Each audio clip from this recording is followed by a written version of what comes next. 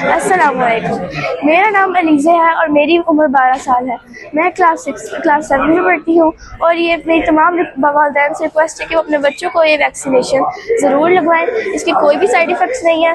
मैंने भी कुछ दिन पहले लगवाई है और मुझे कुछ भी नहीं हुआ, तो प्लीज़ ज़रूर लगवाएं। अस्सलाम वालेकुम, मेरा नाम हादिया ज़ैनब है। मेरी उम्र 13 साल है। मेरे बाबा डिस्ट्रिक्ट हेल्थ ऑफिसर हैं और वो मेरे लिए कुछ भी कर सकते हैं।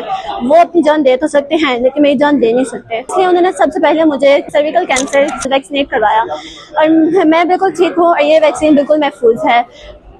मैं सारे वालिदैन से गुजारिश करना चाहती हूँ कि वो अपनी बेटी को वैक्सीनेटेड करवाएं। अफवाहों पर यकीन ना करें। अगर एक DHO अपनी बेटी को वैक्सीनेटेड करवा सकता है तो यकीनन ये महफूज और फ़ायदेमंद ही होगी।